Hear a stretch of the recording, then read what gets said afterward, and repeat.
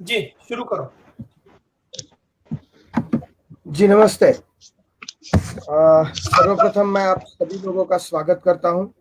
महाएनजीओ federation और भारत विकास संगम के माध्यम से आज हम एक विशेष चर्चा यहाँ पे करने जा रहे हैं। आज का विषय है आत्मनिर्भर गांव। हम सबको पता है कि हमारे पंतप्रधान माननीय नरेंद्र मोदी जी ने कोरोना के इस महामारी के तहत जो परिस्थिति निर्माण हुई है उसका इम्पैक्ट देख के भारत को आत्मनिर्भर करने का एक आह्वान सभी भारतीयों को किया हुआ है। और महाएनजीओ फेडरेशन या भारत विकास संगम के अनेक यहाँ पे ऐसे कार्यकर्ता है जो भारत को आत्मनिर्भर बनाने के लिए कई वर्षों से काम कर रहे हैं, तपस्या कर रहे हैं। इसमें से ही हमारे आज पूजनीय आदरणीय गोविंदाचार्य जी जो भारत विकास संगम के संस्थापक है, आज यहाँ पे हम सब लोगों को आत्मनिर्भर भारत इस विषय पे मार्गदर्शन करने वाले हैं। मैं सबसे पहले यहाँ पे आपका परिचय देना चाहूंगा। मेरे साथ यहाँ पे जुड़े हुए हैं आदरणीय संजय भाई पटेल जी जो भारत विकास संगम के भारतीय सह संयोजक है, संयोजक है, और उनके साथ हमारे आदरणीय अशोक टंगसाड़े सर जी है जो भारत विकास संगम के सह संयोजक की है। इस समय हमारे साथ आदरणीय अरविंद तिवारी जी भी जुड़े हुए हैं जो दिल्ली से आदरणीय गोविंदाचार्य जी के सहयोगी है, और आप सबको परिचित और हमारे महाएनजीओ फेडरेशन के संस्थापक तथा परिवार प्रमुख आदरणीय शेखर भाई मुंदड़ा जी भी हमारे साथ है। नमस्कार। तो मैं शुरुआत में थोड़ा सा महाएनजीओ फेडरेशन के बारे में आप सबको बताना चाहूंगा। महाएनजीओ फेडरेशन ये महाराष्ट्र की एक स्वयं से ही संस्था है जिसकी स्थापना परम पूजनीय आदरणीय आर्ट ऑफ लिविंग के प्रणेता परम पूज्य श्री श्री रविशंकर जी के माध्यम से, उनके आशीर्वाद और मार्गदर्शन से हमने ये की हुई है। इसकी स्थापना के लिए 19 अप्रैल 2017 से हमने काम शुरू किया, बट 15 अगस्त 2017 को हमने इसकी ऑफिशियली स्थापना की है। आज तक महाराष्ट्र के 1500 ज्यादा स्वयं से ही संस्थाएं हमसे जुड़ी हुई है। हमने आज तक 100 से ज्यादा विविध प्रोग्राम लिए हुए हैं जिसमें स्वयंसेवी संस्था और कार्यकर्ता का सक्षमीकरण, जैसे कि छोटे छोटे संस्थाएं हैं जिनको लीगल कंप्लायंस पता नहीं होता है या जिनको CSR फंड अवेलेबल है वो मिलता नहीं है या गवर्नमेंट की स्कीम पता नहीं है, ऐसे संस्थाओं का सक्षमीकरण करना, उनको मार्गदर्शन करना, यह हमारा पूरा पहला उद्देश्य है। यही उद्देश्य चलते हुए हमने अलग कई प्रोग्राम लिए हुए जो सामाजिक संस्था और कार्यकर्ताओं को विधायक और संगठन कार्य के लिए प्रेरित करे।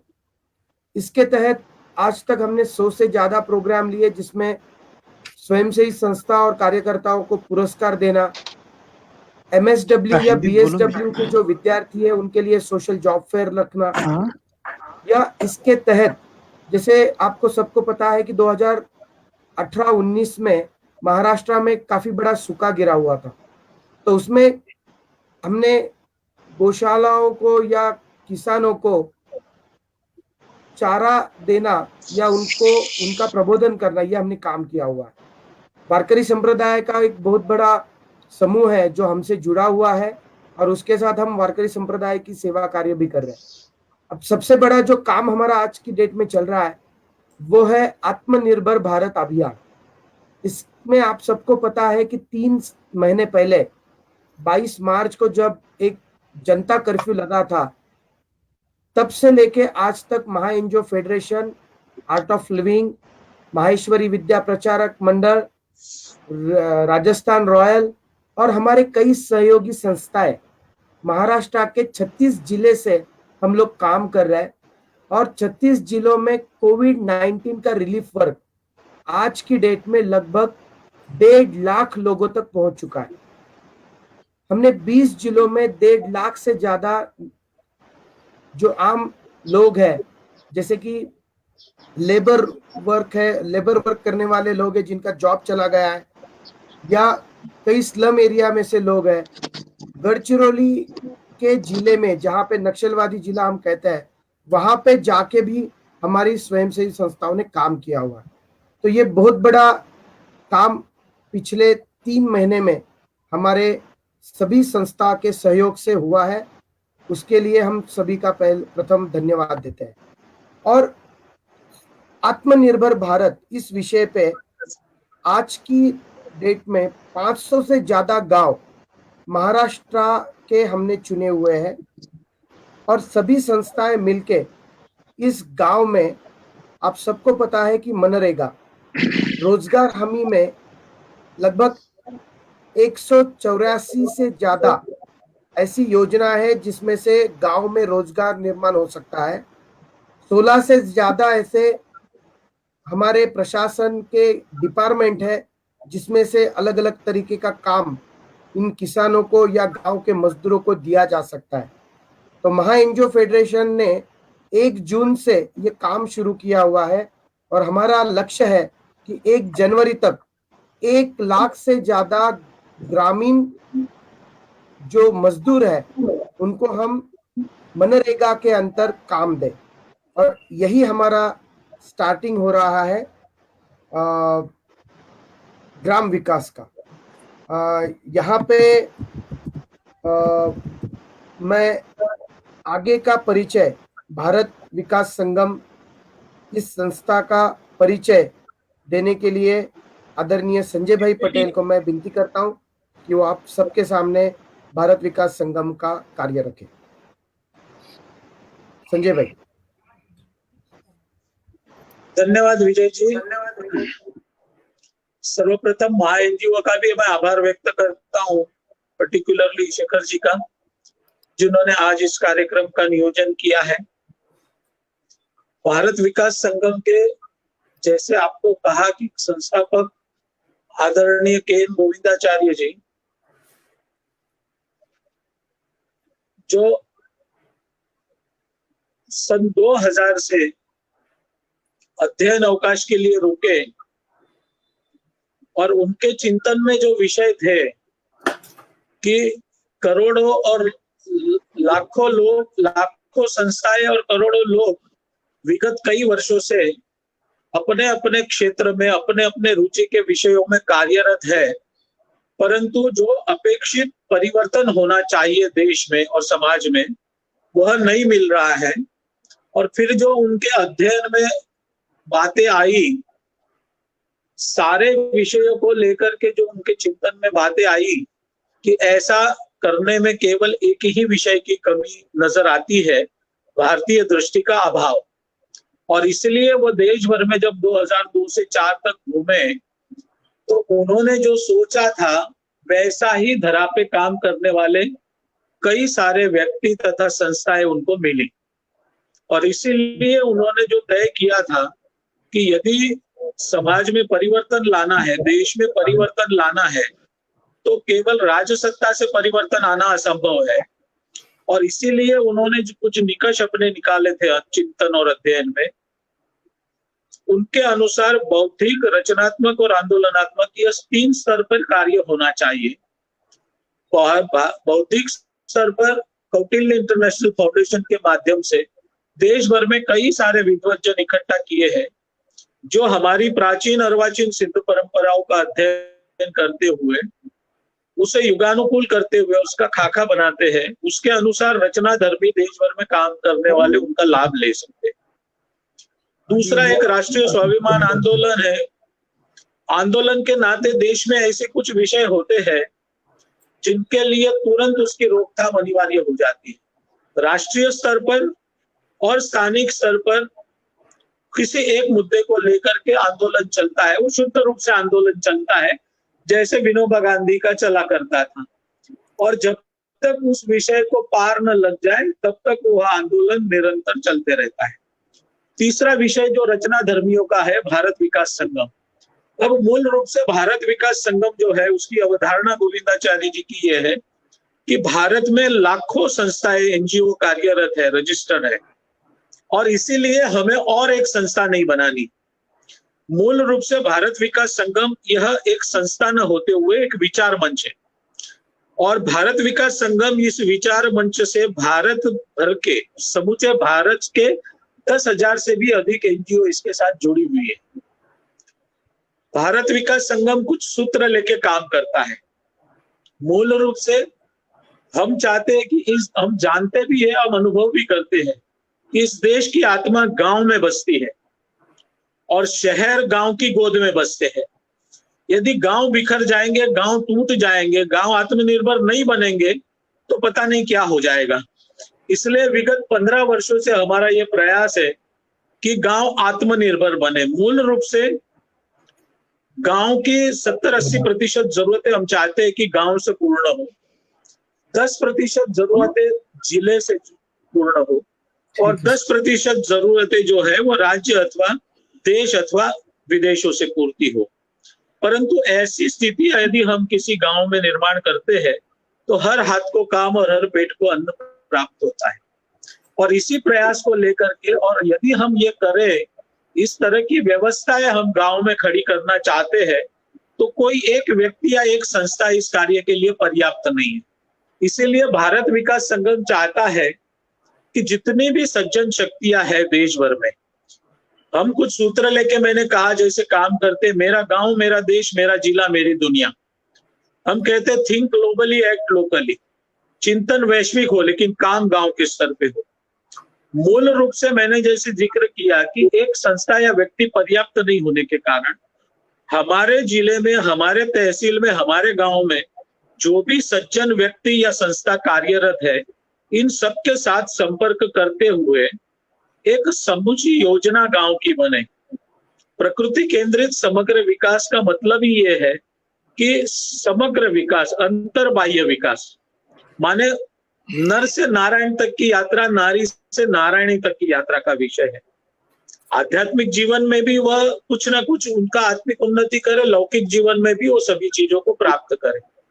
इस विषय को लेकर के जैसे कुछ सूत्र मैंने कहा कि सरकार से न लड़ना है, न सरकार से कुछ प्राप्त करना है, समाज को समाज की ताकत से संवारना है।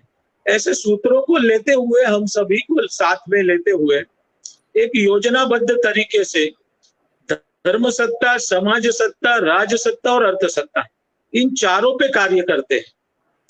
धर्म सत्ता की भी पुनर्प्रस्थापना हो, इस उद्देश्य से वे सारी व्यवस्थाएं गांव में किस तरह से पुनर्प्रस्थापित हो और सुचारू रूप से उसका संचालन चले। इसी तरह से समाज को मजबूत किया जाए। अर्थ सत्ता का विषय, जहां तक मैंने कहा कि गांव आत्मनिर्भर कैसे बने, गांव की 70-80% गांव से किस तरह से पूर्ति हो, उसके लिए सारे विषय आगे, पानी, पर्यावरण, जमीन, जंगल, जानवर, कला कारागिरी, धर्म, संस्कृति, कम पूंजी कम लागत के उद्योग हो, पशुओं की नस्ल सुधार हो, मनुष्य की नस्ल सुधार हो, कला कारागिरी हो, धर्म हो, संस्कृति हो, ऐसे अनेक विषयों को लेकर हम कार्य करते हैं। साल भर में 4-5 विषय चलते हैं भारत विकास संगम के माध्यम से, जिसमें मैंने कहा कि भारत विकास संगम की जो रीढ़ की हड्डी है जिला विकास संगम, ये हर 45, 40, 60 दिनों में अपने जिलों में सारी सज्जन, अब सज्जन शक्ति का बार बार आप जिक्र मेरे मुंह से सुन रहे हैं, आप सोचते होंगे कि हम सज्जन किसे कहे। मूल रूप से समाज और देश हित का जो काम करता है व्यक्ति या संस्था, हमारी दृष्टि में वो सज्जन है।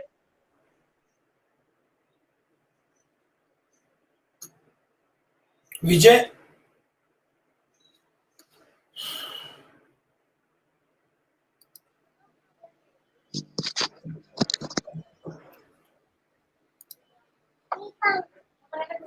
जी नमस्ते जी।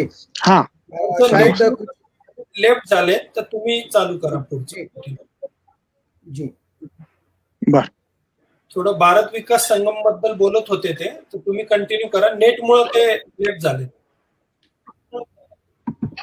होय होय हा, भारत विकास बद्दल मी बोलतोय। वर्तमानपत्रातून आपल्या देशाचे चित्र येत आहे, ते चित्र असं बघितल्यानंतर असं वाटतं की जर आपण निराशा वाटते आपल्याला, पण ते चित्र तसं नसून आपल्या देशामध्ये अनेक व्यक्ती, संस्था कुठल्याही गोष्टीची अपेक्षा न करता निष्प्रयपणे समाजी सेवा आवरीत करीत आहेत। अशा लोकांच्या संघटनातून त्यांच्या कामाला प्रोत्साहन देऊन आणि नवीन काम करणाऱ्या माणसाला त्या पद्धतीने इन्स्पायर करून आपल्याला समाजाच्या सज्जन शक्तीच्या एकीकरणातून आपल्याला आपल्या देशाची किंवा समाजाची प्रगती करायची आहे। त्यामध्ये एक सज्जन शक्ती म्हणजे जे कुठल्याही विचाराचा असो, कुठल्याही मताचा असो, पण जो समाजहिताचं काम करतो तो सज्जन. ह्या दृष्टीतून आज आपल्याकडे भारतामध्ये अनेक लोक काम करतात. त्या लोकांचं संघटन भारत विकास संघ करण्यात आलेलं आहे. मागच्या 2004 सालापासून आजपर्यंत अशा अनेक संस्था भारत विकास संघाला जोडले गेलेले आहेत आणि त्याचे आज फार सुंदर परिणाम मिळत आहेत. आणि आपल्याला सगळ्याला मिळून सगळ्यांना आपल्याला ह्या समाजाची देशाची उन्नती करायची आहे. त्यासाठी आपण सगळेजण एकत्र आलेलो आहोत. हेलो ठीक है सर, अभी कब ज्वाइन हो रहे हैं, क्योंकि कितना खींचेंगे हम लोग? हेलो हेलो हाँ शेखर जी. जी जी जी नमस्ते। हाँ आवाज येतोय. अशोक जी, हाँ ना. प्लीज जी. यार, लाईव्ह आहे ना सर ये. हाँ प्लीज. माझा आवाज येत असेल का आपल्याला? अशोक सर, माझा आवाज येतोय? रोटेट कीजिए ना, कैमरा रोटेट कीजिए. येतोय आपकी अशोक येतोय सर, येतोय माझा आवाज आवाज येतोय. येतोय आपल्याला? हा. मी आता हो येतोय. मी आता एक पीपीटी शेअर करतोय. बर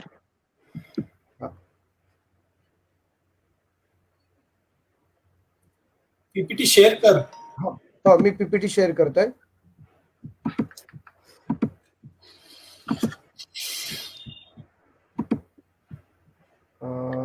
एकच सेकंड, काहीतरी अडचण आलेली आहे.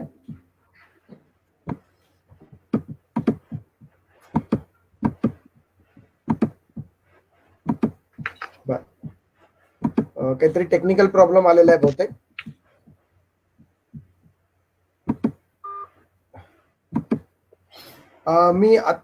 हम यहाँ पे आत्मनिर्भर गांव के लिए महा एनजीओ फेडरेशन के तहत जो काम चल रहा था उसके बारे में बात कर रहे थे. तो कुछ टेक्निकल प्रॉब्लम की वजह से यहाँ पर पीपीटी शेयर नहीं हो पा रही है, बट मैं उनके बाद तोंडी सांग हाँ. रोजगार. जी, तो उसके बारे में हमने जो प्रकल्प लिया हुआ है आत्मनिर्भर भारत अभियान, ये आत्मनिर्भर भारत अभियान प्रेरित 1 लाख ग्राम में ग्रामीण मजदूरों को रोजगार देने वाला ये संकल्प है, जिसका हमने प्रेरणा जो ली हुई है वो विजयराव मराठी बोलला तरी चालेल. सॉरी जी, मराठी बोलला तरी चालेल. बर ठीक है. तो याचे शुभ आशीर्वाद परमपूज्य नहीं, महाराष्ट्र में चलेगा, मराठी भी चलेगा, हम लोग समझ लेंगे. जी जी जी संजय भाई, थैंक यू संजय भाई. Yes yes okay. परमपूज्य श्री श्री रविशंकर जी यांच्या प्रेरणेने आपण हा प्रकल्प सुरू केला आहे.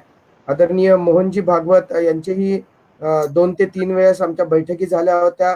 त्यांच्या माध्यमातून त्यांनी काही इनपुट्स आम्हाला दिले होते आणि त्यातून या कामाची आम्ही रचना केलेली आहे. महाराष्ट्राचे माजी मुख्यमंत्री देवेंद्र फडणवीस हे या प्रकल्पाचे एक मार्गदर्शक आहेत, ज्यांच्या माध्यमातून आम्ही आतापर्यंत या प्रकल्पामध्ये परिपक्वता देण्याचा प्रयत्न करतोय. तर आता या संकल्पनेची मुख्य जी ओळख आहे ती अशी झालेली आहे की आत्ताच्या घडीला अनेक जणांच्या नोकऱ्या जात आहेत. नोकरी हा सर्वसामान्य माणसाचा मोठा विषय आहे आणि त्यातल्या त्यात ग्रामीण भागामध्ये जे रोजगार करणारे साधे मजूर आहेत यांच्यासाठी मनरेगाच्या अंतर्गत असं सांगितलं जातं की 1 लाख करोड रुपयापेक्षा जास्त निधी उपलब्ध आहे, परंतु सर्व प्रकारच्या 184 पर्याय मनरेगाच्या अंतर्गत ग्रामविकासाला दिलेले आहेत. 16 पेक्षा जास्त सरकारी कार्यालय मनरेगासाठी काम करत आहेत, परंतु ग्रामीण भागामध्ये जे ग्राम रोजगार सेवक आहेत, सरपंच आहेत किंवा ग्रामसेवक आहेत यांना या सगळ्या गोष्टींची माहिती नसते.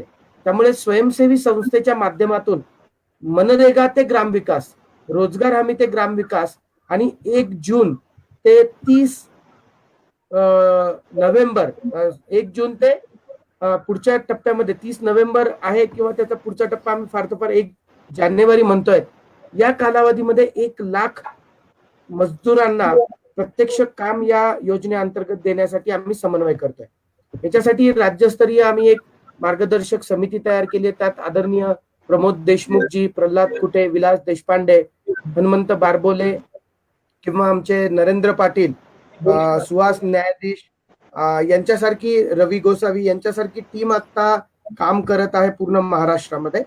आणि याचं काम आम्ही सुरुवातीला अपेक्षित धरलं होतं 200 गावांमधून, परंतु आज 500 पेक्षा जास्त गावांनी या रोजगार हमी ते ग्रामविकासासाठी नोंदणी केली आहे. या प्रकल्पाअंतर्गत 1 लाख अकुशल कामगारांना जर काम मिळालं तर दैनंदिन 238 रुपये याची मजुरी असते. 2,38,00,000 रुपये हे प्रत्यक्ष मजुरांच्या खात्यात पैसे जमा होणार आहेत. 6 महिने जरी हे काम चाललं तर अंदाजा या कामाच्या माध्यमातून 342 कोटी रुपये हे मजुरांना मिळणार आहेत. तर असं हे काम आहे की ज्याच्या माध्यमातून 1 लाख अकुशल कामगार मनरेगा अंतर्गत रोजगार उपलब्ध करून घेऊ शकतात. या कामासाठी महा एनजीओ फेडरेशनच्या माध्यमातून नाव नोंदणी आम्ही सुरू केली आणि पहिल्या टप्प्यात 500 गावांनी नाव नोंदणी केली आहे. काम करण्यासाठी प्रत्येक गावामध्ये आम्ही 10 लोकांची ग्राम रोजगार सेवा समिती किंवा 10 लोकांची सेवा समिती तयार करतोय. ती सेवा समिती गावामध्ये सर्वेक्षण करते. सर्वेक्षण केल्यानंतर मजुरांची त्या ठिकाणी नाव नोंदणी केल्या जाते. मजुरांची नाव नोंदणी झाली की आपल्याला त्या ठिकाणी नमुना क्रमांक 1 भरून मजुरांचं जॉब कार्ड काढलं जातं. नमुना क्रमांक 1 आणि नमुना क्रमांक 4 भरून कामाची मागणी केल्या जाते. ग्रामविकासाचे कुठले कुठले कामं याच्यात केल्या जाऊ शकतात तर आपल्या सगळ्यांना माहिती आहे की आता वनीकरण, वृक्ष संवर्धन असेल, वनीकरण असेल, विहीर पुनर्भरण असेल किंवा जलसंधारणाची सर्व कामं असतील, जनावरांची गोठे बांधणे असतील, शौचखड्डे असतील, शौचालय बांधणी असेल किंवा घरकुल सारख्या योजनेमध्ये मजुरांची तिथं उपस्थिती असेल. तर अशा जवळपास 184 प्रकारच्या योजना याच्यात राबवल्या जातात. याच्यात मला एक सांगायला आवडेल, एक आदर्श उदाहरण आहे नवापूरचं. नवापूर नावाचं तालुका आपल्या या ठिकाणी नवापूर चे आमचे बीडीओ जे आहेत नंदकुमार वालेकर म्हणून, तर त्या ठिकाणी त्यांनी मागच्या 2 महिन्यात कोरोना परिस्थिती असताना देखील 40,000 मजुरांना काम दिलं आणि 40,000 मजुरांची त्यातल्या त्यात एका दिवसाची त्यांनी जे मानधन काढले ते 26 लाखापेक्षा जास्त काढलंय. तर याच्यातून काय सिद्ध होतं तर ग्रामीण भागामध्ये रोजगार निर्मिती होऊ शकते. आज मी काही गावांचं आम्ही सर्वेक्षण केलं तर त्या ठिकाणी महिलेला 1,200 रुपये दिवसाला मजुरी मिळते किंवा एका पुरुषाला 200 रुपये मजुरी मिळते. त्याच्या उलट रोजगार हमीच्या माध्यमातून 238 रुपयापर्यंतची मजुरी त्या मजुराला मिळू शकते. तर निश्चित हे काम सर्वांसाठी चांगलं आहे. आम्ही सर्व स्वयंसेवी संस्था आणि सर्व सामाजिक कार्यकर्त्यांना तसंच ग्रामपंचायत सदस्य असतील, सरपंच असतील, यांना सर्वांना आम्ही आव्हान करतोय की आपण या कामामध्ये सक्रिय व्हा, या कामाच्या माध्यमातून आमच्याशी जुडल्या जा आणि रोजगार हमी म्हणजे ग्राम विकास आणि याच्या माध्यमातून खऱ्या अर्थाने आपल्याला सर्वांना आत्मनिर्भर गावाची वाटचाल आपल्याला चालू करता येऊ शकते. तर गोविंदाचार्यजी आले असतील तर आपण त्यांचं मार्गदर्शन ऐकूया किंवा यामधले 1-2 पॉइंट्स मी सांगून थांबतो. जी, तर आपल्याला या ठिकाणी नाव नोंदणी, मी सर्व लाईव्ह जे फेसबुक वाले आमचे प्रेक्षक आहेत किंवा आपले सर्व सामाजिक संस्था आहेत यांना मी विनंती करेल की आपल्याला जर आमच्याशी जुडायचं असेल तर या ठिकाणी आपण आमचा नंबर नोट डाऊन करू शकतात. त्या नंबरवर आपण नाव नोंदणी करू शकतात. आमचे संचालक आहेत आदरणीय मुकुंद शिंदे, यांच्याकडे आपण नाव नोंदणी करू शकतात. आम्ही आपल्याला या ग्रुपमध्ये ऍड करू शकतो. त्यांचा नंबर आपण नोट डाऊन करा, 997541. ओके, मग मी फक्त एवढा नंबर सांगतो आणि थांबतो. 997541 3534 997541 3534. इस नंबर पे आप संपर्क करके हमारे आत्मनिर्भर ग्राम अभियान को आप जुड़ सकते हैं. बहुत बहुत धन्यवाद शेखर भाऊ. Thank you. नमस्कार. अभी जस्ट कुछ थोड़ा सा उनके टेक्निकल इश्यूज की वजह से वो मेरे ख्याल से अभी मसूरी में है वो, तो इसलिए अभी जस्ट ज्वाइन हुए हैं, तो उसके लिए पहले तो मैं सबकी माफी मांगता हूँ कि थोड़ा सा डिले हो गया। अभी गोविंद राज जी हमारे साथ हैं और मैं टाइम अभी वेस्ट नहीं करना चाहता हूँ, तो मैं उनको ऐड कर रहा हूँ। जी गोविंदाचार्य जी।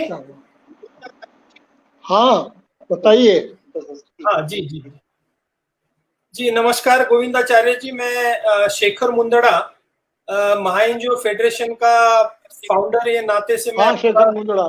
जी जी मैं आपका स्वागत करता हूँ गोविंदाचार्य जी। जी हाँ जी जी, आपका उधर थोड़ा टेक्निकल धन्यवाद। इशू था जी सर।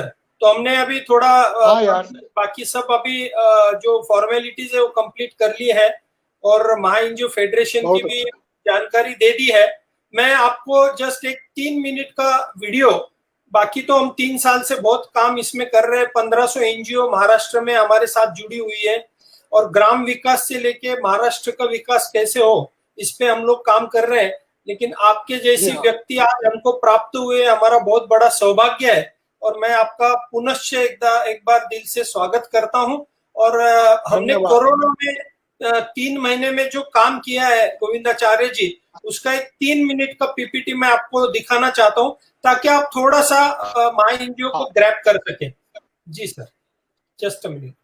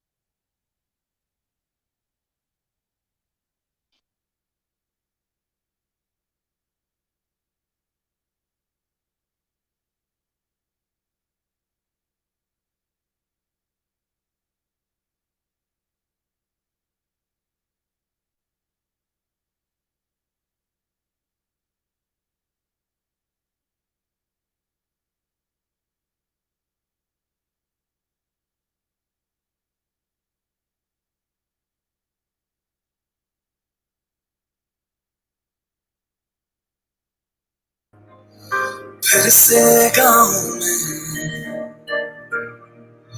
लौटेगी हंसी, फिर से साथ सारे प्यार होंगे, ना होगी पाबंदी, ना रोक ही कोई। फिर से सड़कों पे सब नाचेंगे, पटरी पे पहिए भागेंगे, गूंजेंगे खेलों के मैदान, बांटेंगे हम खुशियां, हम मिलकर बांटेंगे। फिर से होगी सपनों की उड़ान, जो साथ देते सारा इंडिया, मुस्कुराएगा इंडिया, जीत जाएगा इंडिया, जो साथ दे सारा इंडिया, मुस्कुराएगा इंडिया, जो साथ दे सारा इंडिया, मुस्कुराएगा इंडिया, जो साथ दे सारा इंडिया, मुस्कुराएगा इंडिया, जो साथ दे सारा इंडिया, मुस्कुराएगा इंडिया, जो साथ दे सारा इंडिया, मुस्कुराएगा इंडिया, जीत जाएगा इंडिया, मुस्कुराएगा इंडिया।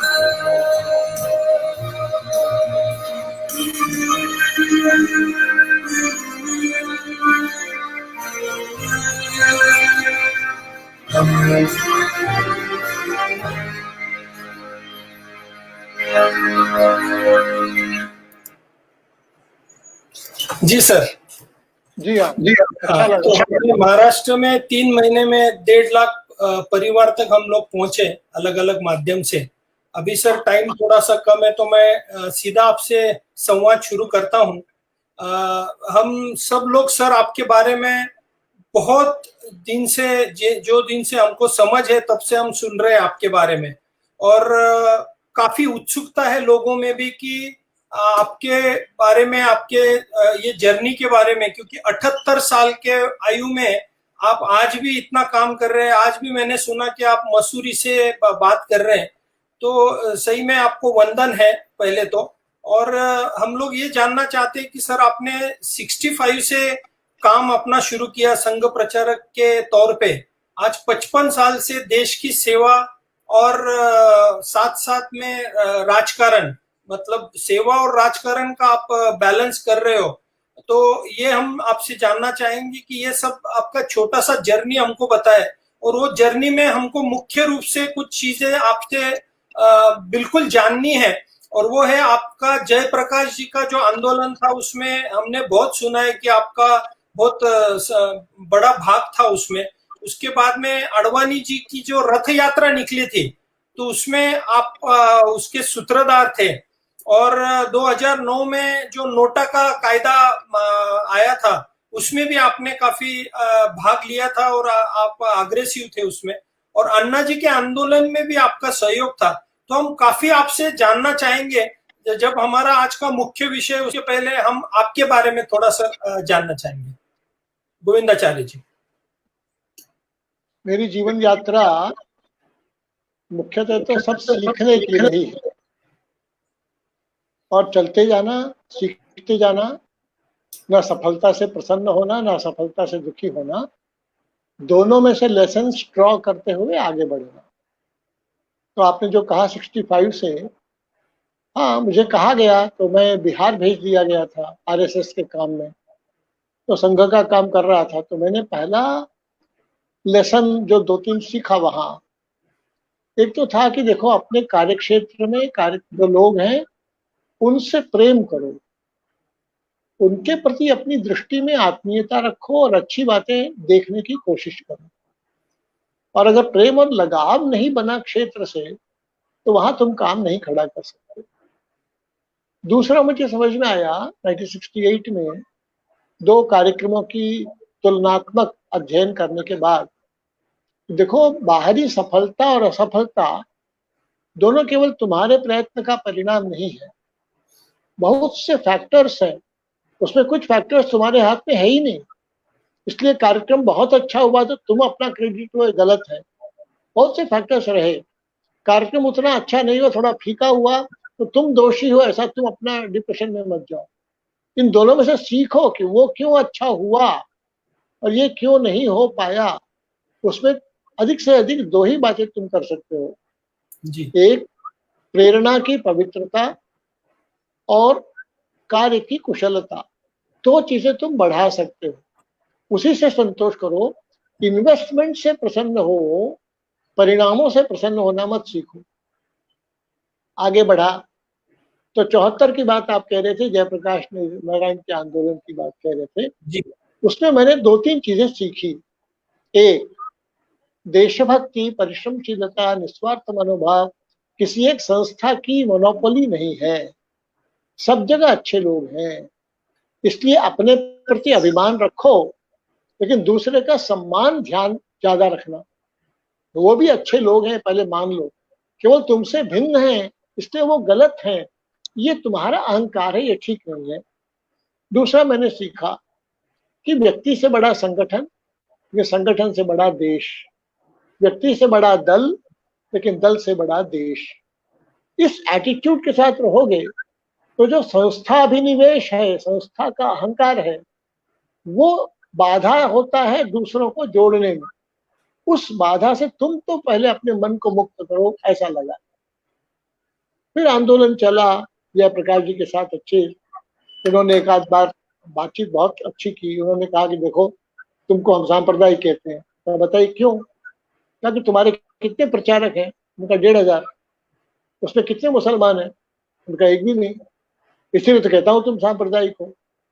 मैंने कहा कि यही पैमाना है आपका ना। अब मैं आपसे पूछता हूँ, पूछूं? कहा हाँ पूछो। आपके सर्वोदय में कितने प्रचारक टाइप लोग हैं? क्या 650। उनमें से मुसलमान कितने हैं?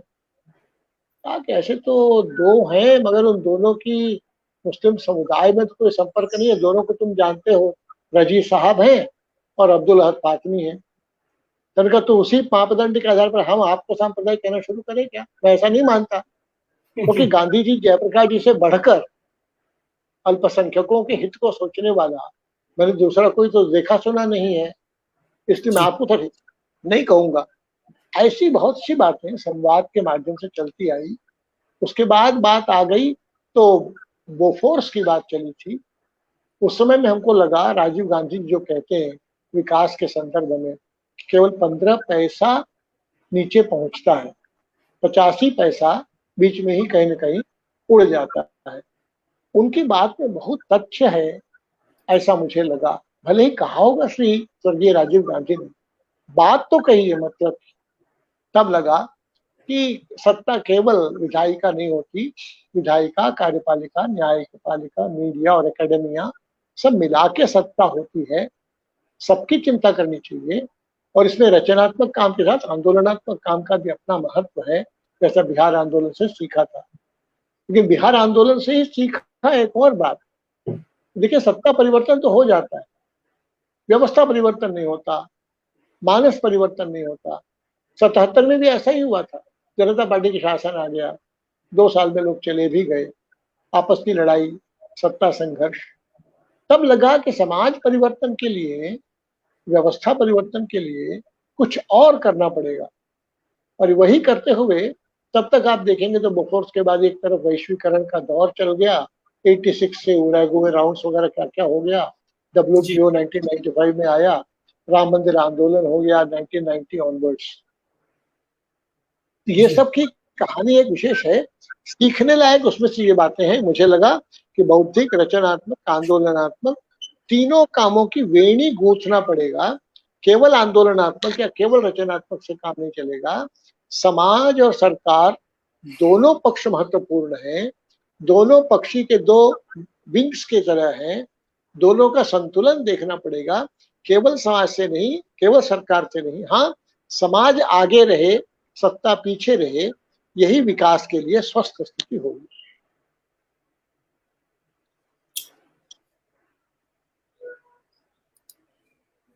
बहुत ही बढ़िया आपने अभी बताया गोविंदाचार्य जी। एक प्रश्न है जो इससे रिलेटेड है, प्रशांत वर्मा जी मुंबई से है। उन्होंने बोला कि 73 वर्ष की आजादी में हम विकास को समग्र फॉर्मूला क्यों नहीं दे पाए, और दिया तो उसको प्राप्त क्यों नहीं कर पाए। ठीक, बिल्कुल ठीक।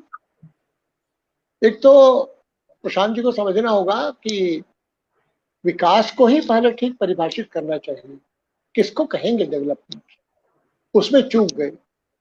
दूसरा, करने के इंस्ट्रूमेंट्स कौन थे, फिर उनमें किन बातों पर कॉन्सेंसस था, ये दोनों बातें नहीं थी। आप गौर करिए, हमारे देश में आजादी के बाद पहले से ही गांधी जी नेहरू जी में एक बहस चली। गांधी जी ग्रामों की तरफ उन्मुख हो ऐसा चाहते थे, नेहरू जी गांवों को पिछड़ा मानते थे। 1945 टू 47 2-3 बार आपस की बात हुई। गांधी ने यहां तक कहा, देखो नेहरू जी, देखो जवाहरलाल, तुम जो कह रहे हो हम दोनों पक्ष अलग अलग हैं, तो दोनों पक्षों को हम अपने पत्रिका में दे देते हैं, इस पर बहस चलाई जाए। तो नेहरू जी ने इसको स्वीकार नहीं किया। नेहरू जी ने कहा ये सब आजादी, अंग्रेज चले जाएं, अंग्रेज जाने के पहले हम हल्ला करेंगे तो मतभेद के नाते वो लोग इसको डिपिक्ट करेंगे, इसलिए अंग्रेज चले जाएं तो इस बहस को हम लोग आगे बढ़ाएं। दुर्दैव देश का, गांधी जी की हत्या हो गई, वो पक्ष तो अब रिप्रेजेंटेड ही नहीं रहा। उसके बाद जो चला, पंडित जवाहरलाल नेहरू, नियत अच्छी रही होगी लेकिन रूस से ज्यादा ही प्रभावित थे। रूस का जो भीमकायपन है योजनाओं का, जाइजेंटिसिज्म, उससे बहुत प्रभावित हुए।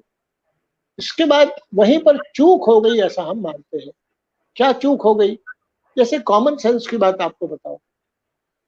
कॉमन सेंस है कि भैया हमारे घर को किसी ने कब्जा कर लिया, हमने मेहनत मशक्कत से चाहे जैसे करते करते उसको बाहर भगा दिया, अब हम घर के मालिक पुनः हो गए।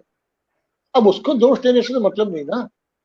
अपने घर में कहाँ दीवार टूटी हुई है, कहाँ छत से पानी गिर रहा है, खिड़की दरवाजे कहाँ ढीले हैं, इसको पहले देखना। जमीन का फर्श कहाँ उखड़ गया है, सीढ़ी कहाँ खराब हो गई है, वर्षा ऋतु में क्या हाल है, देखकर उसको ठीक करना।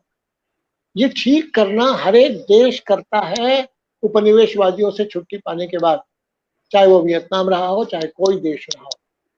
हमारे देश में ये न होकर, जिसको कहते हैं ना, ऐसी मजाक में कहता हूं मैं, भैया पहले लंगोटी की चिंता करो, टोपी की बाद में कर लेना। घर में पहले बेसिक्स की चिंता करो, फिर झाड़ फानूस मसनत गद्दा आदि की चिंता कर लेना। वैसे हमारे देश में जमीन, जल, जंगल, जानवर, जन, शिक्षा, संस्कार, हुनर, कारीगरी,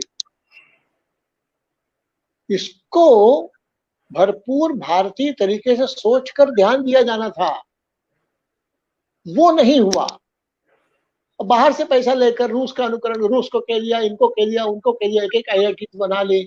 फिर कहीं बोकारो स्टील प्लांट हो गया तो बरौनी में फर्टिलाइजर का रिफाइनरी हो गया, कहीं फरक्का में डैम बन गया, कहीं भाखड़ा नंगल में डैम बन गया, ये और उसको तीर्थ के नाते से बड़ा यूरोजाइज किया गया। अरे यार, बेसिकली तो सोचो खेती का क्या हुआ, किसानों का क्या हुआ, इस ओर ध्यान नहीं गया। अनावश्यक घोड़े के आगे गाड़ी जोतने का जो प्रयास हुआ है first and second 5 year plan में, उससे दिशा भूल हो गई है। अब एक छोटी सी बात बताते हैं जी। कोई लोहार टाटा का स्थान क्यों नहीं ले पाया, कोई बढ़ई फर्नीचर का एक्सपोर्टर शुरू में क्यों नहीं बन पाया, कोई बुनकर ओनली विमल क्यों नहीं बन पाया, कोई लोहार, कोई बढ़ई, कोई सोनार, कोई पीतल का काम करने वाला, गोल्ड स्मिथ, ब्लैक स्मिथ, इनको क्या भविष्य मिला? हुनर तो इनके पास था। हुनर जिनके पास है उनको उद्योगपति बनाने की नीति के बजाय जिनके पास पैसा है, ऐसे व्यापारी वर्ग को उद्योगपति बनाने का काम हुआ है। आप गौर करिए, तो हुनर की उपेक्षा होगी, शारीरिक श्रम की उपेक्षा होगी, मेहनत करना इन्हें बेकार चीज है ऐसा लगने लगा। शिक्षा उसी अनुसार हुई, बुनियादी तालीम को भेज दिया गया कताल खाते में, और जो शिक्षा दी गई केवल पढ़ाई की शिक्षा दी गई। ग्राम शिक्षा का क्या हुआ, कृषि शिक्षा का क्या हुआ, पर्यावरण का क्या हुआ, जिले के बारे में मालूम नहीं, दुनिया का इतिहास पढ़ा रहे हैं। तो जमीन, जल, जंगल, जानवर का मिलाकर रिसोर्स एटलस बनना था, एक एक जिले का बनाते। हमारे देश में इतनी विविधता है, 2% लैंड मास, 16% बायोडाइवर्सिटी का मिल्कियत है अपना देश का दुनिया में। दुनिया में हमारी 17% पॉपुलेशन होगी, लेकिन बायोडाइवर्सिटी की वैरायटीज भी इतनी है। हमारे देश में 127 ईगो एग्रो क्लाइमेटिक जोन्स हैं। उसके जी अनुसार तो कुछ सोचते, फंडामेंटल रोटी, कपड़ा, मकान, पढ़ाई, दवाई, पेयजल, ऊर्जा, इसको प्राथमिकता बनाते हैं ना। चूक वहां हो गई है मित्रों, तब से तो हमारा कहना है, देखो भैया, निंदा क्या करें, सबने अपनी अपनी सोच से जितना नियत से अच्छा भला करना था, जब जगे तब सवेरा, तब नहीं हो पाया, अब तो करें। पिछली पीढ़ी नहीं कर पाई, आगे की पीढ़ी करे। जी जी। सर, एक इससे रिलेटेड एक सवाल है, राष्ट्रीय प्रेम की भावना को हम सही मायने में कैसे आत्मसात करें? यति राउत। मतलब राष्ट्रीय प्रेम की जो भावना है, हाँ हाँ हाँ जैसे हाँ हमने भी लिखा है कि हमारा देश हमारी जिम्मेदारी, जी मराठी हाँ में बोलते हैं माझा गाव माझा देश माझी जवाबदारी। तो हाँ। इसको सही मायने में आत्मसात कैसे करें? इसमें 2-3 काम छोटे छोटे भी कर दिए होते। देखिए, किसी न किसी तरह की सैनिक शिक्षा आवश्यक, सेवा की शिक्षा आवश्यक, जिले की जानकारी आवश्यक है। शिक्षा क्षेत्र में ही ऐसे कुछ छोटे छोटे प्रावधान कर दिए होते। और संविधान में फंडामेंटल राइट्स की तो चर्चा खूब करते हैं लोग, फंडामेंटल ड्यूटीज भी तो है ना। स्कूल के हर बोर्ड समय में नोटिस बोर्ड पर कराते, जो प्रार्थना होती है उस समय में कर्तव्य का ध्यान दिलाते। तो ड्यूटी बाउंड सोसाइटी की तो ध्यान कम गया, डिमांडिंग सोसाइटी की तरफ गया। राज्य सत्ता को भी लगा कि हमारी पूछ बढ़नी चाहिए। तो चैरिटी और डोल्स की बजाय एम्पावरमेंट का रास्ता हमने नहीं चुना। इससे क्या हुआ, शीर्षस्थ नेता रहेंगे, उनकी बड़ी पूछ रहेगी, सामान्य व्यक्ति नहीं रहेगा। सामान्य व्यक्ति का सोशलाइजेशन, सामान्य व्यक्ति का इकोनॉमाइजेशन जो होना था, वो न होकर सामान्य व्यक्ति का पॉलिटिकाइजेशन तो हुआ। तो समाज के उस जाति के, उस पंथ के जो शीर्षस्थ लोग थे वो लाभान्वित हो गए, सामान्य जन वैसा ही रह गया। जी बहुत खूब सर। सर, अभी हमारा आज का जो विषय है आत्मनिर्भर गांव, तो हमने अभी मोदी जी का स्पीच सुना था आत्मनिर्भर भारत के बारे में, और हम सब महा एनजीओ से लेके सभी हमारे 1500 एनजीओ बहुत प्रेरित हुए कि आत्मनिर्भर भारत अगर बनाना है तो पहले आत्मनिर्भर गांव बनाना पड़ेगा। क्योंकि आज भी जो ये महामारी आई है, इसमें शहरों से लेके गांव की तरफ ओर ज्यादा बढ़ गई है, लेकिन अभी वापस हमने सुना है कि मजबूरन उनको वापस आना पड़ रहा है। तो आप हमको ये बताइए कि आत्मनिर्भर गांव से लेके आत्मनिर्भर भारत का प्रवास कैसे रहे, और आत्मनिर्भर बनने के लिए कुछ सूत्र हमको बताइए, और इस पे थोड़ा सा डिटेल में हमको आज का विषय के बारे में आप सर बताइए।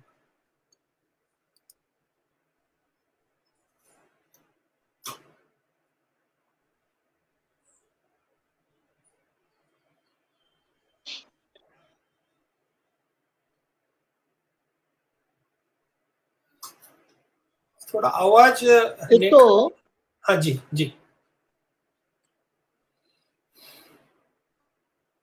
ये जो ध्यान रखिएगा, हाँ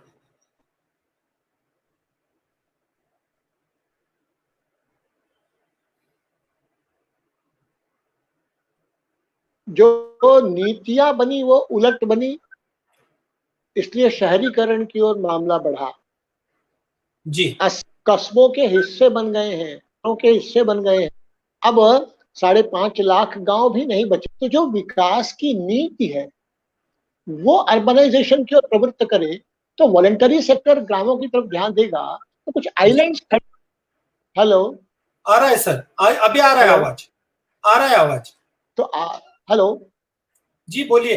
आवाज नहीं आ रही है। आ रही है आवाज, आ रही है अभी। आया? जी आ रही है।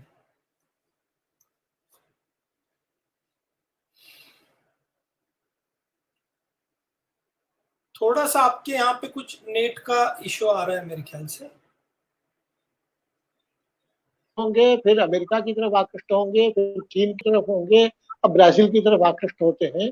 ये ठीक नहीं है। आपको बताऊं मैं 19 विश्व युद्ध के बाद संयुक्त राष्ट्र संघ की ओर से ये बताया गया, और हमारे देश में नकाओं को छोड़ो, अपनी अतीत की आइडेंटिटी से मुक्त हो, वो सब बर्डन है, उसको छोड़कर जो बड़े देश जीत चुके हैं उनका अनुकरण करो। ये जो सिखाया गया है जनमानस को, उसी का असर गलत पड़ा।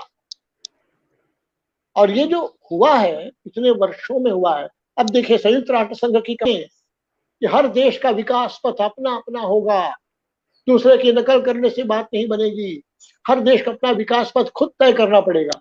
अरे भैया 70 साल आपने क्या पाठ पढ़ाया था 1953 से लेकर अब तक? ये सब हुआ है। इसलिए मेरा मानना है केवल माइक्रो लेवल पर गांव के आधार पर आप करेंगे तो भी पूरा नहीं होगा, केवल ऊपर ऊपर मैक्रो लेवल पर करेंगे तो भी नहीं होगा। दोनों की ट्यूनिंग होनी पड़ेगी। पहले जी। देश के सत्ताधारी और नीति नियामक जो उनको तय करना पड़ेगा कि वो आत्मनिर्भरता से अर्थ क्या समझते हैं। जैसे मैं छोटी सी बात बताता हूँ, अभी चीन के बारे में बहुत नाराजगी चली है ना, भारत और चीन की, स्वाभाविक है, होना भी चाहिए, और हर भारतीय क्रुद्ध है, बिल्कुल सही बात है। लेकिन भैया आप उसमें चीन की खिलौने और झाल, ये तो होना होगा, भावनात्मक दृष्टि से बहुत उपयोगी है, आवश्यक है, सब ठीक है, लेकिन आपको समझना पड़ेगा कि चीन के साथ व्यापार हमने किस किस स्तर पर बढ़ाया है, चीन ने किस तरह से बढ़ाया है। जैसे आज मोबाइल के क्षेत्र में हो, कम्युनिकेशंस के क्षेत्र में हो, 80% से ज्यादा तो चीन के सामान हमारे यहाँ आ रहे हैं, सीधे चीन के। दूसरा, आसियान में हम भी हैं, चीन भी है, तो हमारे पास मलेशिया से सामान आ रहा है, मान लो वो मलेशिया में कहा गया है, लेकिन है तो वो चाइनीज। तीसरा, हमारे देश में चीन की बहुत सी कंपनीज का भारतीय कंपनियों में शेयर खूब बढ़ा दिया गया है। अब उनको शेयर खरीदने की, उनको हिस्सा लेने की, स्टेक्स उनके बढ़ जाने की, उनके ओनरशिप के लगभग पहुंच गए वो लोग। अब वो यहाँ माल बना रहे हैं, मेड इन इंडिया लिख रहे हैं, लेकिन क्या वो मेड इन इंडिया हुआ? ऐसे 3-4 पहलू हैं भैया, जिसका विचार आप पूरा न करें और आप वहां पर गंदा पानी ना आवे इसको रोके ना, और आप बाद में रोकने की कोशिश करें, ये तो ठीक नहीं हुआ ना। इसलिए माइक्रो लेवल पर भी जो जागरण है उसका उपयोग है, मैक्रो लेवल पर सरकार चलाने वाले नीति नियामकों को भी ध्यान देना पड़ेगा। अब जैसे छोटी सी बात आपको बताऊं, आप हुनर की बात कह रहे हैं, स्किल्स की बढ़ाने की बात कह रहे हैं, अरे भैया उसके लिए सीड कैपिटल कहाँ से आएगा? सीड कैपिटल के साथ साथ स्किल्स कहाँ से आएंगे? टेक्नोलॉजी अपग्रेडेशन क्या होगा? फिर मार्केट कौन उसको प्रोवाइड करेगा? इसकी ठीक लिंकेजेस अगर नहीं बने तो आधा अधूरा होकर रह जाएगा। तो जो परिणाम राजीव गांधी कहते हैं ना 15 पैसा पहुंचता है, परिणाम भी 15 पैसे पहुंचेगा फिर। इसलिए माइक्रो मैक्रो लेवल पर सिंक्रोनाइजेशन होना, उसके लिए मेरा हमेशा कहना रहता है, देखिए हमारा गांव हमारा देश, हमारा जिला हमारी दुनिया, जिले का रिसोर्स एटलस बना लें, मैन पावर एटलस बना लें, स्कोप्स क्या क्या है देख लें, उसको वहां पर लोकलाइज्ड प्लानिंग करें, और हर गांव में गांव का स्वाभिमान जगाएं। तब उस गांव में हर एक गांव की स्पिरिट तो पहले आ जाए। आज तो धीरे धीरे परिवार टूट रहे हैं, गांव में बूढ़े रह गए, बच्चे रह गए, सक्षम लोग बाहर चले गए। इन सबको सिंक्रोनाइज करना पड़ेगा, लिंकेज करना पड़ेगा। उसके लिए मेरा अपना अनुभव कहता है, भैया हमारा गांव हमारा देश, हमारा जिला हमारी दुनिया, सबको भोजन सबको काम। बड़ी चीजों की बातें बड़े लोग चिंता करें, रोटी कपड़ा मकान पढ़ाई दवाई की चिंता स्थानीय करें। आप खुद अभी गौर करिए, अभी अभी रामदेव जी क्या है नहीं हो तो ना ठीक है, लेकिन अगर कोई ये कहे कि नहीं आयुर्वेद वगैरह तो पुरातन पंथी चीजें हैं, पारंपरिक जो देश है, जो परंपरा है चिकित्सा की, बेकार चीज है, अवैज्ञानिक है, क्वैक्स का है, इसको कोई तो रोकेगा? देशद्रोही कहने पर जैसे रुकावट होगी, वैसे इसको भी तो रोकना पड़ेगा। ये करेक्टिव्स बहुत जरूरी है मित्रों, माइक्रो लेवल पर भी, मैक्रो लेवल पर।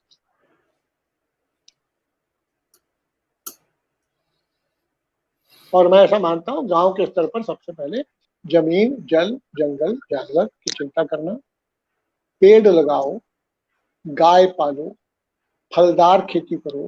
खेती की इतनी ज्यादा अब नए नए अच्छे प्रयोग हो गए हैं जैविक खेती के, प्राकृतिक खेती के। पालेकर पद्धति कोई होगी, बागवानी पद्धति सबका स्तर पर बागवानी, उसकी तरफ काम होगा। सुरेश खानापुर का कहीं काम होगा, आवर्तनशील कृषि का बुंदेलखंड में काम प्रेम सिंह का होगा। ऐसे इतने काम चल रहे हैं, उन सारे कामों की डायरेक्टरी तो बना ले सरकार, जिले के स्तर पर तो कंपाइलेशन सबका करके दे दे, समाज के हाथ को मजबूत करे, तब उसमें से काम होगा ना। नहीं तो ब्यूरोक्रेसी में फिर फंस जाएगा। सरकारी अमले में धीरे धीरे बात रह करके उसका प्राण तत्व खत्म हो जाता है। असरकारी बने इफेक्टिव काम के लिए काम असरकारी होना जरूरी है। लेकिन अभी आप देखिए एनजीओ की बात आप चला रहे हैं जी सीएसआर फंडिंग का क्या हुआ जी। अब सीएसआर फंडिंग में से भी कानून बता रहा है कि अब आप सरकारी पीएम केयर फंड में भी पैसे ले सकेंगे, या पैसा देना पड़ेगा सीएसआर के लोगों को। इसमें सीएसआर की स्पिरिट क्या रहेगी भाई? एक और सरकारी डिपार्टमेंट हो जाएगा वो। तो समाज आगे रखना, पंचायतों को सशक्त करना, ग्राम सभा को महत्वपूर्ण बनाना, ये सारे काम तो होने पड़ेंगे ना। समाज के द्वारा भी होने पड़ेंगे और सरकार के द्वारा भी होने पड़ेंगे। जी तो बहुत मेरा एक सुंदर। निवेदन है जरूर, जी आप जैसे लोग जो ग्राम सेवा के बारे में लगे हैं मित्रों, जी मेरा एक निवेदन है कि एक बहुत बड़े गांधीवादी हुए श्री धीरेन्द्र मजूमदार, धीरेन्द्र मुजुमदार 1921 में वो काशी में इंजीनियरिंग कॉलेज में पढ़ते थे। गांधी जी के आह्वान पर उन्होंने पढ़ाई छोड़ दी थी। धीरेन्द्र मजूमदार, धीरेन्द्र। अब उन्होंने 21 में पढ़ाई छोड़ दी, गांधी जी को लिखा, आपने असहयोग आंदोलन की बात की, पढ़ाई छोड़ने को कहा, हमने तो छोड़ दिया, अब बताइए हम क्या करें। जी गांधी जी ने कहा ग्राम विकास का काम में लगो। फिर इन्होंने लिखा कुछ समय बाद, हमको तो ग्राम विकास कुछ आता ही नहीं है, हम क्या करें। कहा तुम गांव में जाओ, वहां रहो, वहीं के लोगों से सीखो और खुद करो और फिर सिखाओ। तो वो आदमी 1921 से लेकर 1956 तक उसी तरह से लगे रहे। जहां काम कुछ खड़ा हुआ वहां से वो आगे बढ़े, अपना आश्रम नहीं बनाया कुछ भी। फिर उन्होंने एक जाति का गांव, बहुजाति का गांव, मिश्रित जाति का गांव, शहर किनारे का गांव, दुरूह गांव, आदिवासियों का गांव और निचली बस्तियों का गांव, इन सब में प्रयोग किए हैं। और हर सप्ताह चिट्ठी लिखते थे वर्धा। जी उसकी 2 किताबें बनी है मित्रों, ग्राम विकास के लिए वो बहुत उपयोगी है। एक है समग्र ग्राम सेवा की ओर, जी और दूसरी किताब है क्रांति प्रयोग और चिंतन।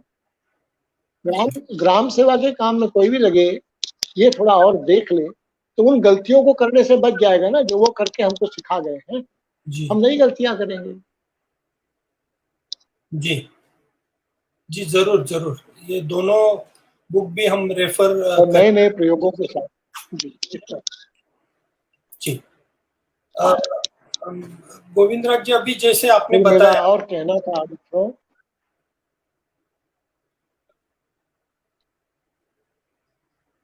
जी जी आपने अभी जैसे ग्राम का विकास के बारे में बताया, तो हमारे रमेश कुटे जी है, बीड़ डिस्ट्रिक्ट से हैं। उन्होंने बोला कि हम एनजीओ बहुत कोशिश करते हैं कि जैसे अभी रोजगार हमी का हमारा प्रोजेक्ट है, तो उसमें सबको रोजगार मिले, ये कोशिश करते हैं मनरेगा के अंडर। लेकिन वहां पे लोक सहभाग का एक इशू आता है, थोड़ा सा ब्यूरोक्रेसी का इशू आता है और कुछ राजकीय इशू भी आते हैं। तो इसमें से मार्ग कैसे निकालें?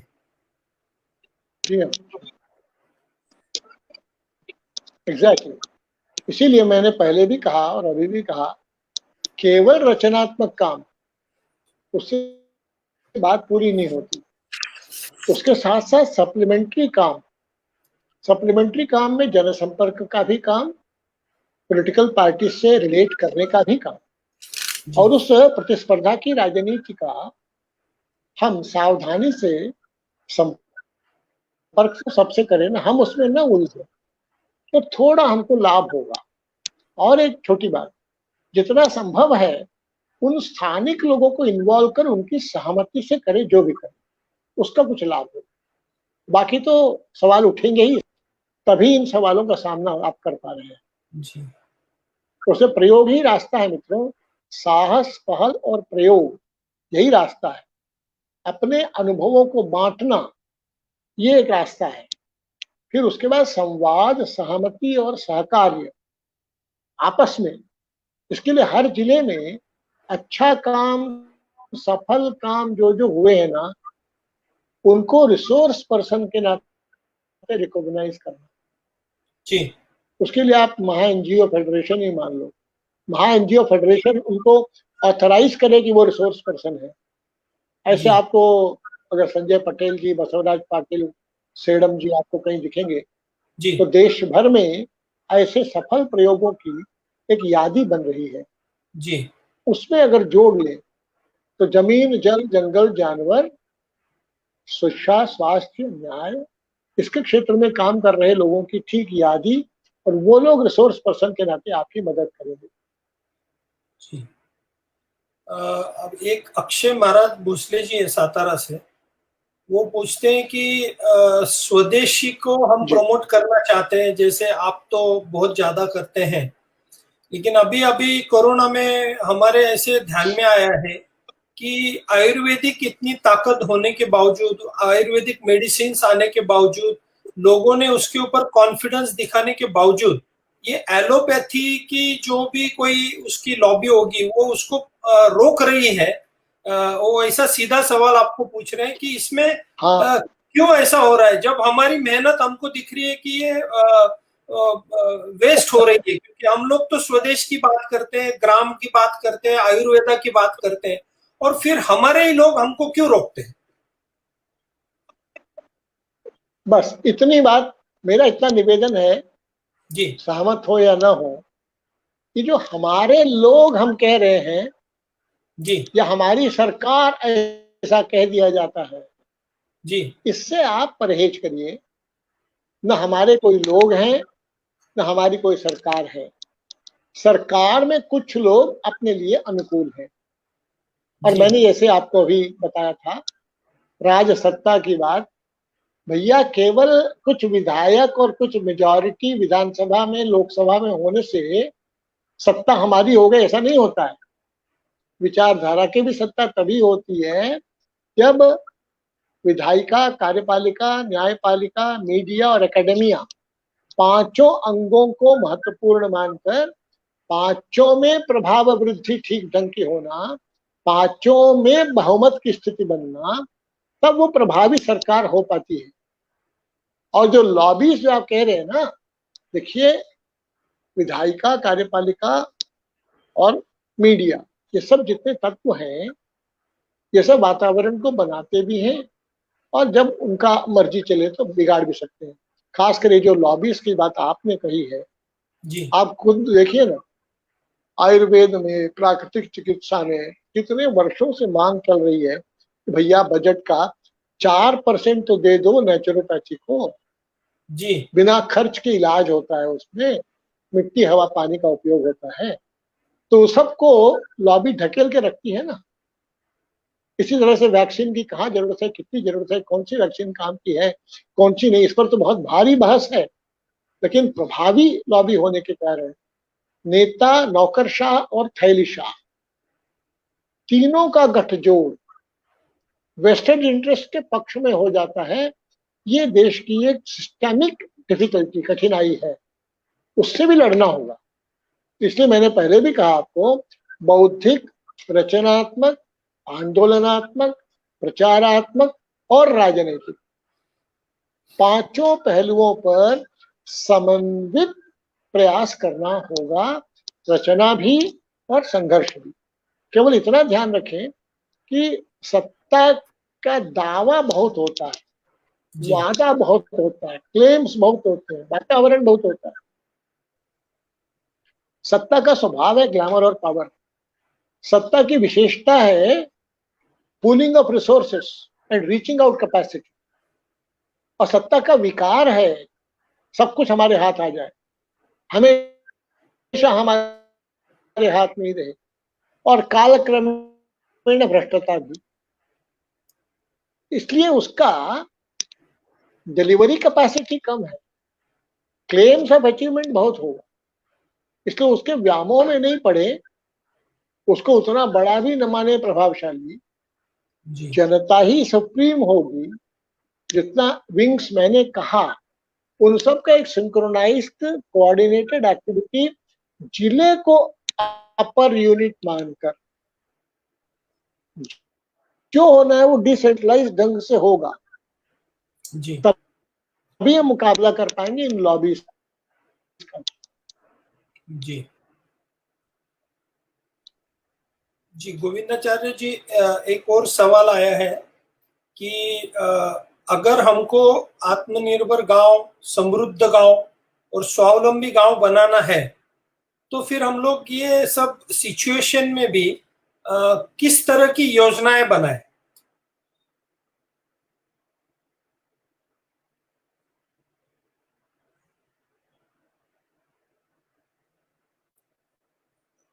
गोविंदाचार्य जी।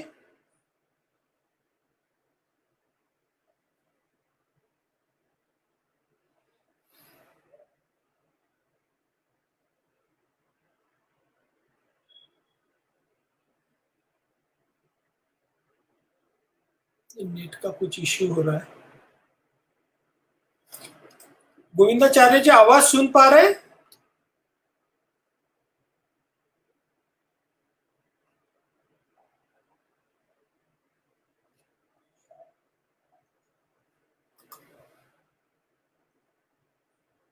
थोड़ा सा नेट का आज इश्यू है उनको। वो मसूरी से हमको ज्वाइन किया है उन्होंने, तो मैं सबको निवेदन करूंगा कि 1-2 मिनट हम लोग उनका राह देखते हैं। डिस्कनेक्ट हो गए, मैं कॉल करता हूँ।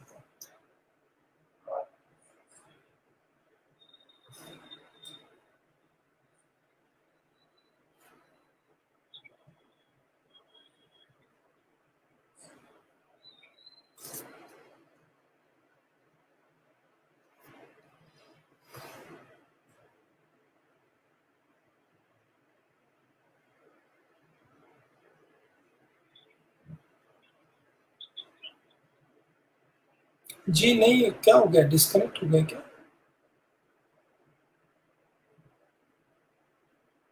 ज्वाइन हो रहे हैं ना? जी, हम लोग वेट कर रहे हैं, वेट कर रहे हैं जी। हाँ, वो ज्वाइन हो रहे हैं। कुछ नेट इश्यू था। मुझे लगता है कि मित्रों आज बहुत ही जो हम बोलते हैं कि दिल से वो आज हमको बताना चाहते हैं कि उनका आज 55 साल का जो ये एक्सपीरियंस है और बहुत बड़े ओहदे पे वो रह चुके हैं, सोशल वर्क भी है और राजनीति में भी रह चुके हैं, लेकिन जो भी प्रोजेक्ट में उन्होंने काम किया है उसमें उनको काफ़ी सक्सेस आज तक मिला है। और मुझे लगता है कि आज मैं पढ़ रहा हूँ कि लोगों के रिमार्क भी बहुत ही सराहनीय आ रहे हैं कि सब बहुत ही अच्छा सेशन सबको लग रहा है, लेकिन थोड़ा सा नेट की वजह से मैं माफ़ी मांगता हूँ क्योंकि उनको थोड़ा सा दिक्कत हो रहा है वहाँ से आने में। उनका कॉल तो मैंने किया था।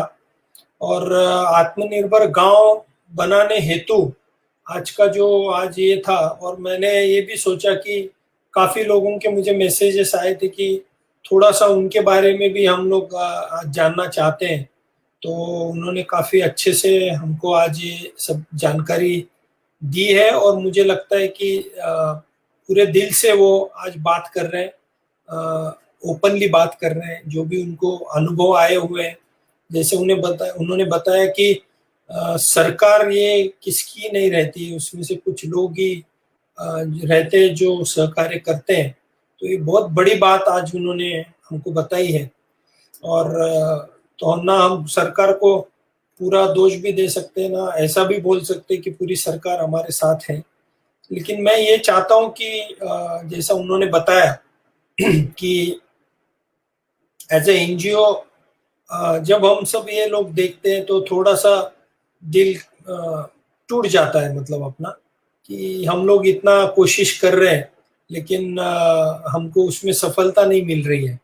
तो ये सब ये ऐसे गोविंदाचार्य जी जैसे लोग हमारे साथ जुड़ते हैं तो हमारा भी मनोबल बढ़ जाता है और हम भी फिर उसको फेस करने का एक अलग तरीका आज उन्होंने अपने को हमको बताया है। तो मैं उनकी राह देख रहा हूँ कि वो कैसे अभी ज्वाइन होते हैं। अरविंद जी, आप ज्वाइन हो गए क्या? अरविंद जी,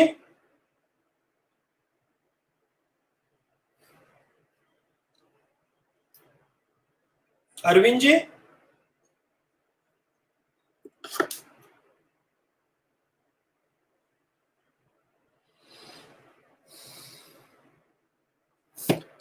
जी अरविंद जी, जी भाई साहब जी, जी थोड़ा सा मैं सुन रहा हूँ अभी।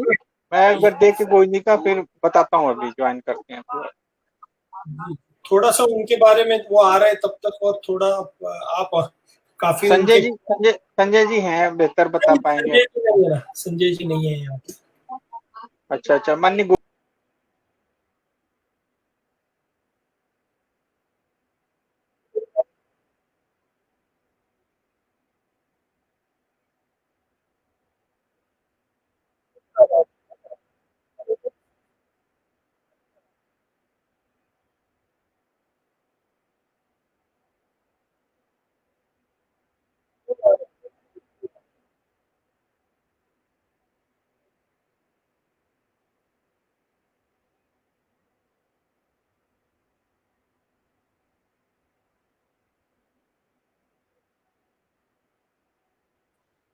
अशोक जी, हा हाँ एक मिनिट, आले आले आले ते आले. दिसतायत ते पण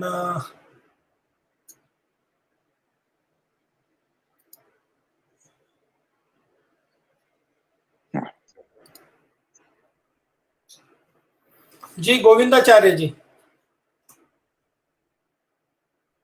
आवाज आ रही है गोविंदाचार्य जी? मेरी आवाज पहुंच रही है आप तक?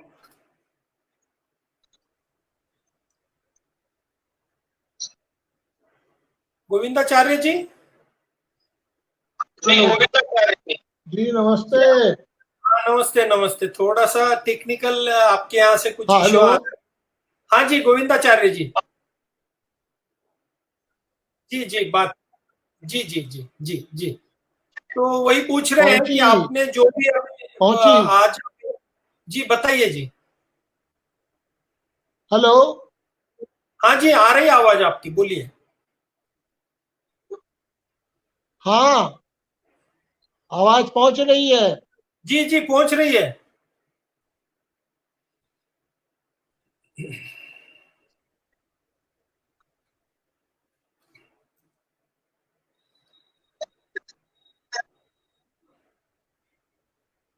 हाँ जी, नहीं अभी एक सवाल ऐसे है, अशोक पवार करके है लातूर से, वो पूछ रहे हैं कि आत्मनिर्भर, हमारा कहना है कि हाँ जी बोलिए बोलिए। ऐसा डिसेंट्रलाइज ढंग से जिले का अपरमोस्ट यूनिट मानकर सारी एक्टिविटीज को कोऑर्डिनेट करना ये पहली है, ऐसा मेरा कहना है।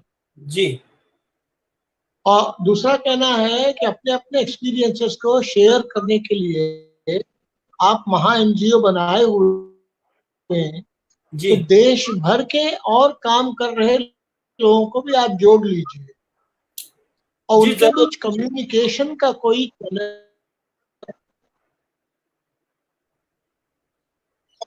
जी हाँ जी, आपका आशीर्वाद और आपका गाइडेंस मिलेगा बताइए तो बताइए। हम लोग काम करेंगे, जरूर हम आपके मार्गदर्शन में काम करना तो चाहेंगे। उसका कोई चैनल, कम्युनिकेशन का चैनल जरूर बना लीजिए, जी उससे जी देश भर के जो काम कर रहे लोग हैं वो एक जी दूसरे की मदद ले सकेंगे।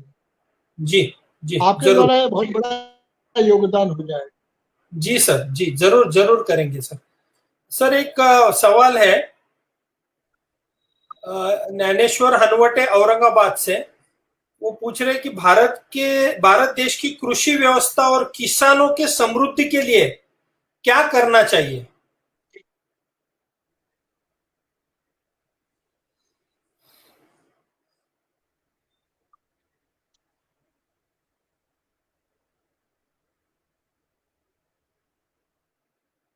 गोविंदाचार्य जी।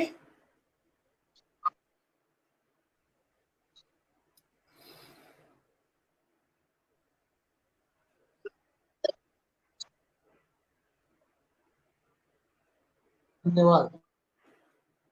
गोविंदाचार्य जी। धन्यवाद, अगली बार फिर मिलेंगे। जी जी जी नेटवर्क का इश्यू है, तो मुझे लगता है कि नेक्स्ट टाइम हम वापस जरूर मिलेंगे। मैं बहुत बहुत धन्यवाद देना चाहता हूँ गोविंदाचार्य जी को कि उन्होंने काफी समय दिया और महा एनजीओ फेडरेशन की प्लेटफॉर्म पे हाँ, सबको गाइड किया। और उन्होंने अभी बोला है कि नेक्स्ट टाइम जरूर वो हमसे वापस जुड़ेंगे, क्योंकि आज हाँ। इंटरप्शन बहुत ज्यादा है, नेट का इश्यू है। तो गोविंदाचार्य जी नमस्कार। मैं चाहूंगा कि हम लोग जल्दी भारत देश है, जुड़े।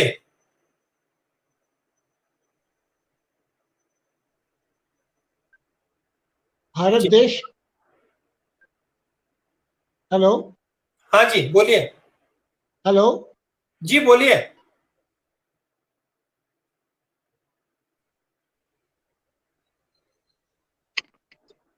हाँ हाँ हाँ,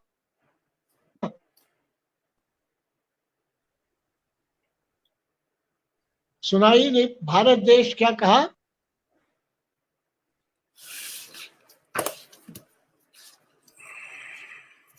भारत देश की कृषि व्यवस्था और किसानों के समृद्धि के लिए हम लोग क्या करें, ये सवाल था। लेकिन आपका नेट का बहुत इश्यू हो रहा है गोविंदाचार्य जी, तो मैं चाहूंगा कि ऐसा ही एक सेशन हम लोग वापस रखें और आज का सेशन यहीं पे हम खत्म करते हैं, क्योंकि नेट का इश्यू है और लोगों को भी उसका थोड़ा सा तकलीफ हो रहा है।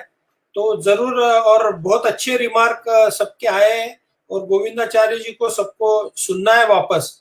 तो मैं चाहूंगा कि हम लोग सब वापस इस प्रोग्राम में वापस एक बार जुड़ेंगे। नमस्कार सबको।